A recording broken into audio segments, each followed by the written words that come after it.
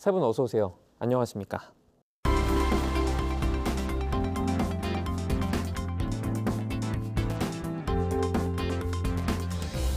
뉴스 리뷰 Y 시작해봅니다. 먼저 반유미 시청자 평가원이 가져오신 오늘의 주제부터 들어봅니다.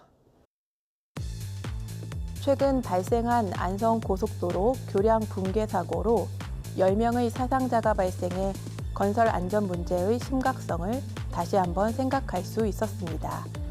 반복되는 사고에도 불구하고 건설 현장의 안전관리와 제도적 보완은 여전히 부족한 실정인데요.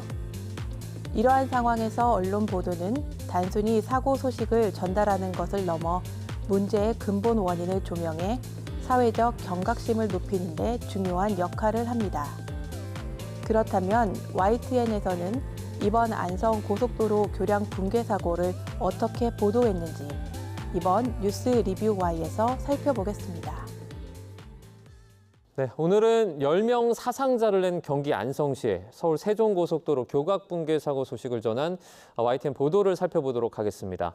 지역에서 갑작스럽게 발생한 사고라서 기자를 현장으로 급파하는 등 여러 가지 현장 취재에 어려움, 고충이 있었는데요. 규모가 큰 사고 현장이기도 해서 2차 피해가 우려되기도 했는데 취재 과정은 좀 어땠습니까? 지난달 25일 오전 10시 10분쯤에 천안시 고속도로 공사장이 무너졌다라는 시청자 영상 제보가 들어왔습니다. 소방서 같은 곳은 사실 확인을 해서 10분쯤 뒤에, 그러니까 정확히 10시 20분에 속보 자막이라고 해서 한 줄짜리 자막이 나갔죠. 천안시 고속도로 공사장 붕괴 8명 매몰 추정, 이러는 이제 속보 자막이 나갔고요. 천안시이기 때문에 이제 그 담당하는 쪽이 우리 대전 취재본부거든요. 대전 취재본부가 사고 현장에 우선 급하게 나가는 것이죠. 대개 이제 TBU라는 그 중계 장비를 가지고 나갑니다.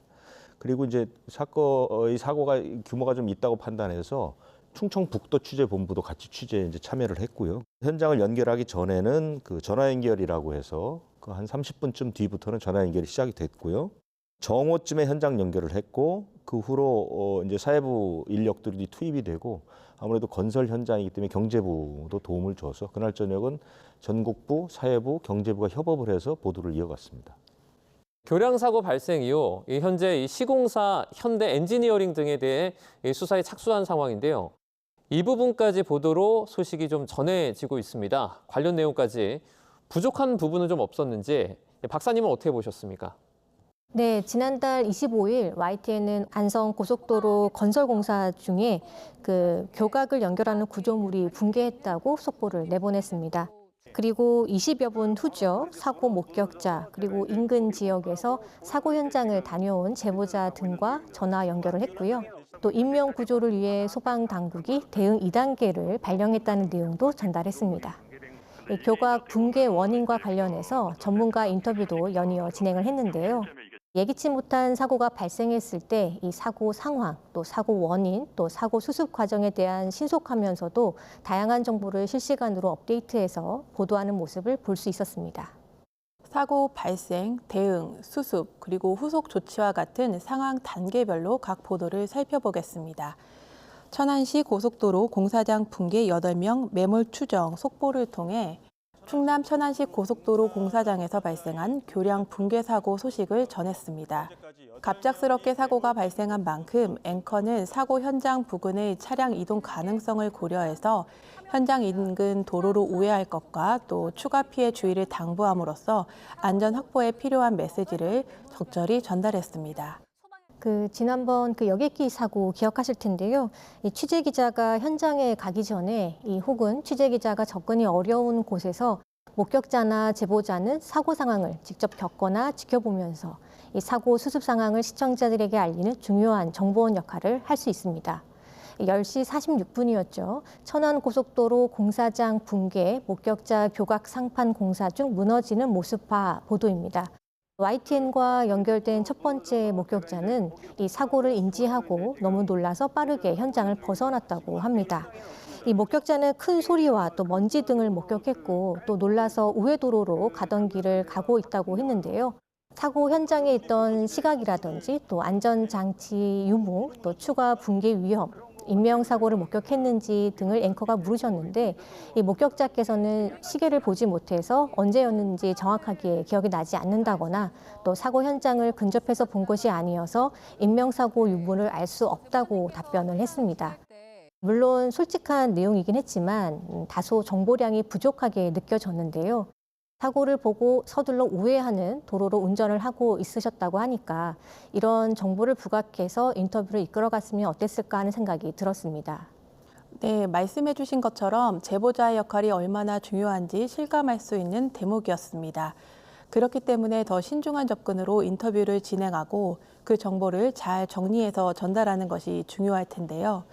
목격자 전쟁 난 것 같은 소리, 교각 무너져 보도를 보면 여러 차례 인터뷰가 진행됐음에도 불구하고 교각 상판 붕괴라는 기본 정보가 반복되거나 잘 모르겠다라는 제보자의 답변이 단편적인 정보로 전달돼 사고 현장의 구체적인 상황을 전달하는 데 한계가 있었습니다. 맞습니다. 이런 사고가 발생했을 경우에는 제보자 연결이 쉬운 일이 아닙니다만 이 연결이 됐다면 어떻게 대화를 이끄느냐가 중요해 보입니다. 앵커의 순발력이 중요하겠다라는 생각이 드는데요. 이 목격자에게 유의미한 정보를 끄집어내기 위해서 좀 이해하기 쉽고 또 답변이 가능한 질문을 하려는 노력이 필요해 보였습니다. 그리고 사고 상황에 대해서 개인이 보고 느끼는 것을 전달하기 때문에 그런 점을 감안해서 시청자들의 이해를 도울 수 있는 그러한 멘트도 필요하다라는 생각이 들었는데요. 제보자가 시청자들에게 추가적으로 전달하고 싶은 정보는 없는지, 이를테면 우회하고 있다면 어떤 도로를 이용하면 좋은지 말씀해 주실 수 있느냐라든지 또 사고 지점 주변의 지형이나 건물 유무 등을 어떻게 기억하느냐 등도 질문해 보았더라면 좋지 않았을까라는 생각이 들었습니다. 이러한 한계를 보완한 것은 영상 제보였습니다. 붕괴 순간이 담긴 블랙박스 영상을 단독 확보해 공개해 주었는데요. 사고 당시의 긴박한 순간을 확인할 수 있었습니다. 충남 천안 고속도로 공사장 붕괴 사고 10명 매몰 보도 영상에서는 교량 상판 3개가 가운데 부분부터 연쇄적으로 무너져 50m 아래로 추락하는 모습과 붕괴 직후 도로를 차량이 급히 지나가는 아찔한 상황이 담겨 있었습니다. 이처럼 영상 제보는 인터뷰 제보와 더불어 사고 현장의 상황을 보다 빠르고 구체적으로 전달하는 데 중요한 역할을 했습니다. 사고 발생 초기 단계에서 제보자의 증언과 영상 자료는 사고 원인 규명을 위한 중요한 단서가 될 수 있는데요. 제보자가 보다 정확한 정보를 제공할 수 있는 구체적인 가이드라인이나 예시를 마련해 준다면 제보 정보의 한계를 보완하고 신뢰성 높은 보도를 하는 데 도움이 될 것 같습니다. 맞습니다. 이번 사고 영상을 보면 그 제보 영상이 꽤 있었습니다. 그런데 이 제보 영상의 출처는 보이지 않아서 좀 답답했는데요. YTN에 직접 제보한 영상인지 또 어디에서 구한 것인지 제보자가 있다면 리포트가 끝나는 그 하단으로만 제시하지 말고 제보 영상과 또 취재 영상을 구분해서 보여주는 방식이 조금 더 적극적으로 표시되면 좋겠다라는 생각입니다. 이 자칫 영상을 인터뷰 중인 목격자가 제공해 준 것인지 헷갈리는 경우가 있어서 이런 부분에 대해서는 구분을 해주면 좋겠다라는 생각이 들었습니다. 이 사고 초기 현장 목격자 인터뷰의 세심함, 그리고 이 제보 영상에 대한 적절한 활용 방안을 제시해 주셨습니다. 실제 영상에 적절한 어떤 출처를 표기했으면 좋겠다라는 적극적인 방법까지 말씀해 주셨는데요. 이후에 사고 현장 수습과 대응에 관한 보도가 이어졌는데 내용 살펴보도록 하겠습니다. 네, 평가원님. 현장 취재가 시작되면서 사고 발생 경위를 비롯해 현장 수습이나 매몰된 작업자 구조 상황을 전했습니다. 취재 카메라에 담긴 사고 현장의 모습은 사고의 심각성을 여실히 드러내 주었습니다. 고속도로 공사 현장 붕괴, 2명 사망, 7명 부상, 1명 구조 중 보도입니다. 제보 영상과는 달리 차분한 시선으로 사고 현장을 조망하는 영상이 제공되어 시청자가 사태를 보다 냉정하게 바라볼 수 있도록 했습니다. 객관적인 영상 기록을 바탕으로 한 보도의 전문성을 비롯해 신속성과 정확성을 균형 있게 갖춘 정보 전달이 가능했습니다. 또 52m 위 덩그러니 남은 잔해 주민 불안에서는 그 사고 현장 주변 주민들이 2차 사고 우려로 불안을 호소한다라는 내용이 보도가 됐습니다. 지역 주민들이 도로 통제로 이동에 불편을 겪을 뿐만 아니라 언제 추가 사고가 날지 모른다라는 어떤 그런 정서적 불안에 걱정이 크다고 해서 안타까움이 전해졌습니다.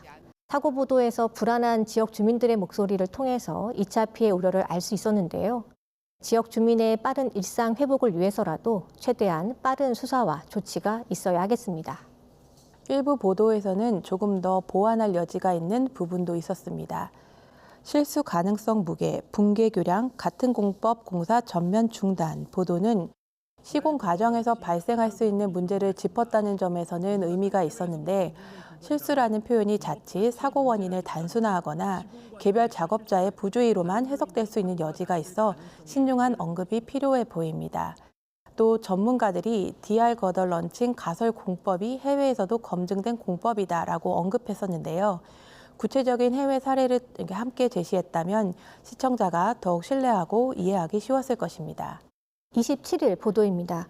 고속도로 붕괴 조사 속도, 또 교량 공사 긴급 점검입니다. 배민혁 기자는 당시 사고 영상을 보면 상판 구조물, 걷어와 또 파란 장비가 순식간에 주저앉는 모습을 볼 수 있다고 언급을 했는데요. 이 걷어가 파란 장비라는 것인지 다소 헷갈리게 들렸습니다. 이후에도 순식간에 무너진 교량, 시공 과정 조사 필요, 또 교량 붕괴, 내일 합동 감식, 사고 원인 다각도 조사라는 보도를 보면 조사와 수사가 본격화하기 전이기 때문에 다양한 원인이 제기되고 있다는 보도였는데요. 전문가 이야기를 들어보면 런처와 걷어, 또 빔의 연결 상태가 미흡했다거나 또 무게중심이 잘 맞지 않아 쓰러졌다는 의견 등이 나옵니다. 그런데 이러한 구조물의 이름이 일반인들에게는 생소할 수밖에 없습니다. 이번 사고로 보통 산과 산을 잇는 고속도로의 건설 과정이라든지 또 교량의 특수 건설 공법에 대해서 궁금해하실 분들이 있으실 텐데요. 익숙하지 않은 건설 장비명이 많아서 시청자들의 이해를 위해 교량 건설 과정을 설명해주는 리포트가 있었으면 좋았겠다라는 생각입니다. 이를테면 걷어나 런처, 상판, 보, 대형 장비, 구조물, 특수 장비 등이 무엇인지 혼란스러웠습니다. 어떤 경우에는 파란색 구조물이라고 부르는 등 여러 명칭이 리포트에서 나왔는데요.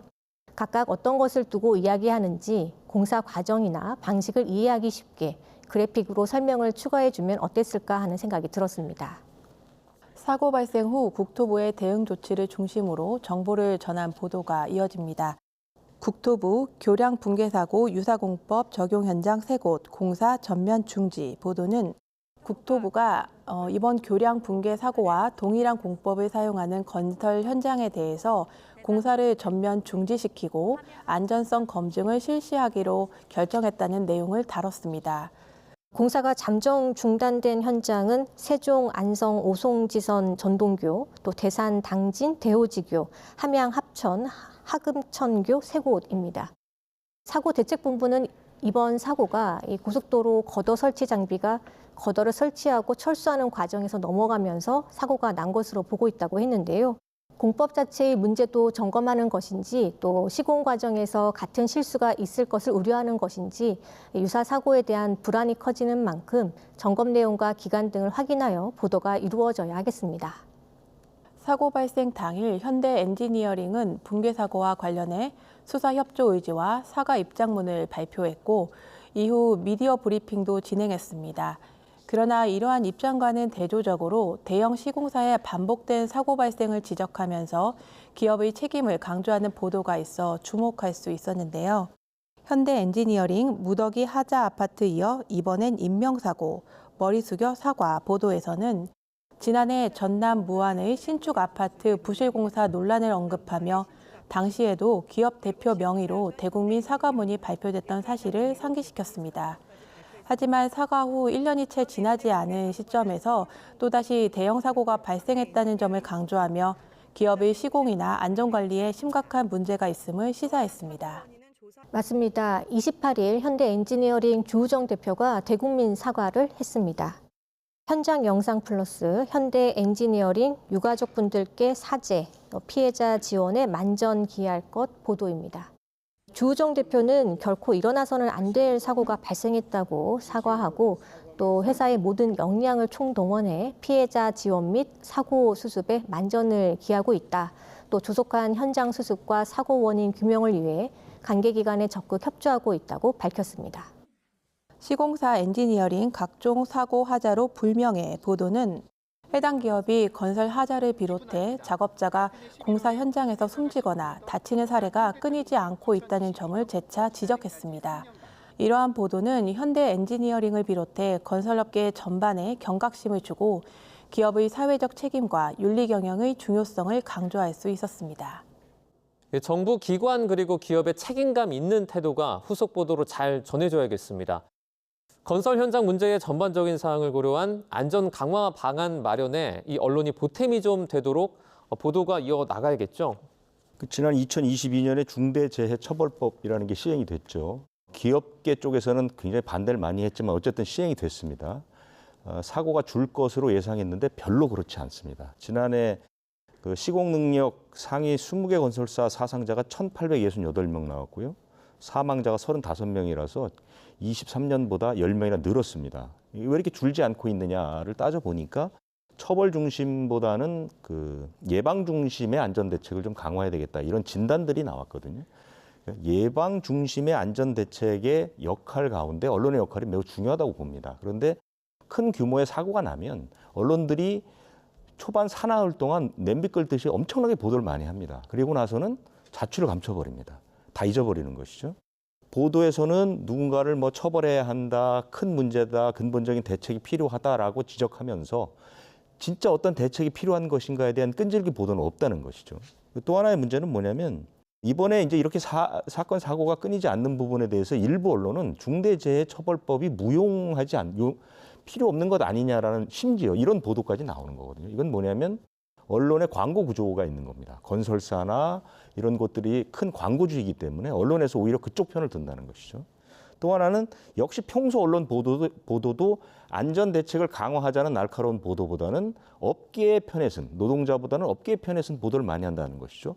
역시 광고와 관련이 있다고 보는 것입니다. 그래서 이러한 부분들이 근본적으로 지양돼야 되고 평소에 건설 현장에 대해서 매서운 논초리를 가지고 언론이 좀 지적해야만이 사건, 사고가 좀 줄지 않을까 이런 생각이 듭니다. 처벌보다는 예방 중심의 취재와 분석과 보도가 꾸준히 이어질 필요성이 있다라는 말씀까지 해주셨습니다. 네, 그럼 오늘 뉴스 리뷰 Y 내용 정리해 보겠습니다. 이것만은 꼭 시간인데요. 먼저 평가원님부터 한 줄 평 부탁드립니다. 기업과 정부 책임 강화할 수 있는 심층 보도 지속되길. 반복되는 건설 현장 사고는 일회성 보도를 넘어 기업과 정부의 책임을 지속적으로 추적하는 심층 보도의 필요성을 다시 한번 상기하게 합니다. 기업의 안전관리 실태와 정부의 감독 책임을 면밀히 살펴 건설업계 전반의 안전의식을 개선하고 실질적 변화를 이끌어내는 것이 중요하겠는데요. 기존 사고 사례와 비교해 유사한 문제가 반복되고 있는지, 제도 개선이 실제로 이루어지고 있는지를 점검하는 연속 보도를 강화할 필요가 있겠습니다. 사고의 원인 규명에 그치지 않고 근본적인 해결과 지속 가능한 대안을 제시하는 언론의 공익적 역할을 기대하겠습니다. 네, 이어서 김수정 박사님의 한 줄 평도 들어보겠습니다. 건설 현장 안전, 언론의 지속적인 관심이 핵심. 최근 5년간 추락과 붕괴 등 건설재해로 사망한 사람은 1,200명이 넘고 부상자는 3만 300명 이상이라고 국토교통부가 발표했습니다. 특히 건설 현장 추락 사망 사고의 경우에는 67%가 안전 설치물을 설치하지 않았거나 또 안전 교육을 제대로 하지 않은 시공사가 원인인 것으로 나타났습니다. 이번 안성고속도로 교량 붕괴 사고로 10명이 추락해 숨지거나 다쳤습니다. 사고 원인에 대한 조사가 진행 중입니다만 현장의 안전 기준이 미흡하지 않았는지 점검해야 할 것입니다. 건설 현장의 안전 보장과 또 사망, 사고를 줄이기 위한 안전관리 기준이 강화될 수 있도록 지속적인 보도가 있어야 하겠습니다. 네, 지난달 25일에 발생했던 안성고속도로 사고 관련 보도들 살펴봤습니다. 오늘 뉴스 리뷰 Y 순서는 여기서 마치도록 하겠습니다. 세 분 오늘 말씀 잘 들었습니다. 고맙습니다.